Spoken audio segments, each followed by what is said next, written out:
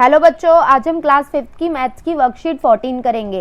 इस वर्कशीट में पार्ट 5 क्या यह एक जैसा दिखता है के सवाल दिए गए हैं और हमें उन्हें हल करना है। इसके कुछ क्वेश्चंस पिछली वर्कशीट में भी दिए गए थे। अगर आप भूल चुके हैं तो एक बार वर्कशीट 13 देख लीजिए। इस चैप्टर में हमें चीजों को या आकृतियों को सममित भागों यानी कि सिमेट्रिकल पार्ट्स में बांटना बताया गया है और समझाया गया है। जैसे हमें ए दे रखा है, हम ए को दो समान भागों में कैसे बांट सकते हैं? अगर हम बीच में से एक खड़ी रेखा खींच दे, यानी खड़ी सिमेट्रिकल लाइन खींच दे, सममित रेखा खींच दे, तो ऐसा लगेगा जैसे ए को दो बराबर बराबर भागों में बांट दिया है और वो दोनों बराबर भाग एक जैसे दिखते हैं। ऐसे ही हमें नीचे कुछ अल्फ़ाबेट्स दिए गए हैं और हमसे पूछा गया है हम कौन सी सिमेट्रिकल लाइन खींचकर उसे दो बराबर भागों में और दो एक जैसे भागों में बांट सकते हैं। जैसे ई को हम आड़ी सममित रेखा यानी कि जैसे मैंने उसे काटा हुआ है उस रेखा से इसे दो बराबर और दो एक जैसे भागों में जो दिखे उन हिस्सों में बांट सकते हैं। इसीलिए हमने आड़ी सममित रेखा पर राइट का निशान लगाया है और किसी भी रेखा से हम इसे दो एक जैसे दिखने वाले भागों में नहीं बांट सकते। नेक्स्ट है एम को हम खड़ी सममित रेखा यानी कि एकदम सीधी ऊपर से नीचे तक खींची गई रेखा जैसे कि मैंने खींच रखा है उस सिमेट्रिकल लाइन से बांट सकते हैं जो एक जैसी दिखेंगी।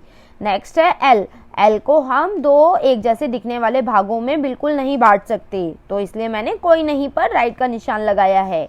वी को हम खड़ी सममित रेखा से बांट सकते हैं जो एक जैसे दिखेंगे भाग, जैसे मैंने बांटा हुआ है। नेक्स्ट क्वेश्चन है बिंदु रेखा को यदि आईना माना जाए तो दी गई आकृतियां आईने के दाईं ओर सीधे हाथ की तरफ कैसी दिखेंगी? हमसे ये पूछा गया है कि इन आकृतियों को अगर हम सीधे हाथ पर एक आईना रख दे तो ये आकृतियां कैसी दिखाई देंगी। देखो मैंने इन सारी आकृतियों को ऐसा ही दिखाया हुआ है। ये आईने में इस प्रकार दिखाई देंगी अगर सीधे हाथ की ओर शीशा रख दिया जाए तो। आप भी ये अपने घर पर ट्राई कर सकते हो। एक कागज पर ये आकृति बनाकर अपने शीशे को दाईं तरफ रखो इन आकृति के और देखो एक जैसी ही दिखने वाली ये आकृतियां बन जाएंगी। नेक्स्ट क्वेश्चन है निम्न आकृतियों में कितनी सममित रेखाएं हो सकती है? ऐसी सभी रेखाओं को बनाइए और इनकी गिनती भी लिखिए। फर्स्ट आकृति यानी फर्स्ट शेप है षटभुज की। हम 6 लाइंस खींचकर इस आकृति को बराबर दिखने वाले हिस्सों में बांट सकते हैं, यानी सममित रेखाओं की संख्या हो गई 6। ऐसे ही नेक्स्ट फिगर है पंचभुज का। हम 5 लाइन खींचकर इस पंचभुज को बराबर हिस्सों में जो एक जैसे दिखते हो में बांट सकते हैं, इसलिए सममित रेखाओं की संख्या 5 हो गई। नेक्स्ट है त्रिभुज। त्रिभुज को सममित रेखाओं की संख्या होगी 3 जिसमें इसे बराबर दिखने वाले हिस्सों में बांटा जा सकता है। नेक्स्ट क्वेश्चन में हमें बताना है सोचिए नीचे दी गई आकृतियां निम्न घुमावों पर कैसी दिखेंगी और उसे बनाना भी है। पहली आकृति है ए की। ए को अगर हम आधा घुमा दें तो वो कुछ ऐसी दिखाई देगी यानी उल्टी दिखाई देगी और 1/4 भाग में घुमाने से यह ऐसी दिखाई देगी। नेक्स्ट सी, आधा घुमाने से सी उल्टा हो जाएगा और 1/4 घुमाने से ऐसा हो जाएगा। नेक्स्ट है डब्लू, आधा घुमाने से डब्लू भी उल्टा हो जाएगा और एम की तरह दिखेगा और 1/4 घुमाने से ये कुछ ऐसा दिखाई देगा।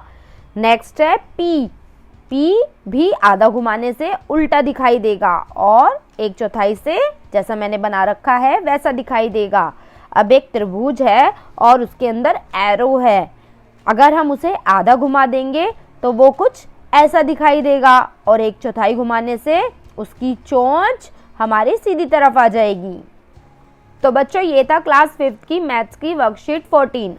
बच्चों मैं मैथ्स की इस चैप्टर की एक वीडियो और बनाऊंगी जिसमें आसान भाषा में आपको 1/4 आधा 3/4 हिस्सा में कैसे मोड़ा जाए चीज़ों को, वो बहुत ही ईजिली समझाया जाएगा। आप उस वीडियो को ज़रूर देखें। इसलिए हमारे चैनल को सब्सक्राइब करना ना भूलें ताकि आपको ये सारी वीडियोस टाइम से मिलती रहे और आप उन्हें देख पाएँ।